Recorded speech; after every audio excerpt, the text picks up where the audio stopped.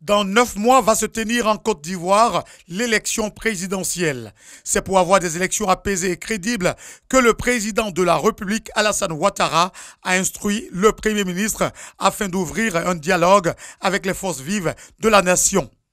Après les partis politiques, c'est au tour de la société civile. Avant de démarrer les échanges, le Premier ministre Amadou Gon Coulibaly a tenu à sacrifier à la tradition en cette nouvelle année. À chacun et à chacune de vous, tous mes voeux de santé, de prospérité, de bonheur, ainsi que de succès dans tout ce que vous entreprendrez au cours de l'année 2020. Amadou Gon Coulibaly a évoqué les efforts du gouvernement pour la cohésion sociale. Il a aussi demandé aux acteurs de la société civile de jouer pleinement leur partition. Vous vous souviendrez que du 24 janvier au 26 juin 2019, vous avez été associé à des discussions portant sur la recomposition de l'organe en charge des élections, dont les résultats ont servi de base à l'adoption de la loi numéro 2019-708 du 5 août 2019 portant recomposition de la commission électorale indépendante.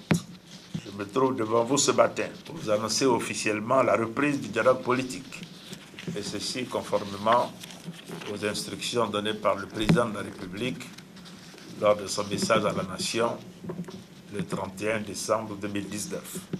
En effet, votre proximité avec les populations et vos multiples actions en leur faveur sur toute l'étendue du territoire national font de vous des acteurs incontournables de la vie de la nation et donc des partenaires naturels et privilégiés donc de l'État. La deuxième phase du dialogue politique est ainsi lancée solennellement à partir de cet instant. Vous l'avez compris, la contrainte majeure cette fois-ci sera assurément celle du calendrier.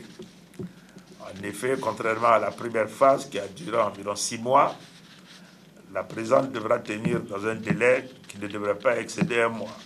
Au thème de cette rencontre, les membres de la société civile repartent satisfaits. Nous voulons faire de sorte que nous puissions pacifier l'environnement préélectoral.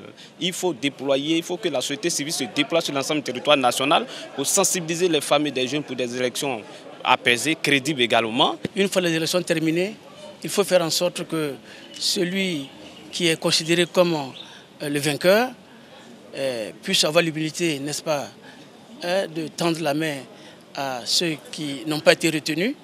D'autres groupements et associations seront reçus à leur tour par le Premier ministre, toujours pour permettre l'élection présidentielle apaisée en octobre prochain.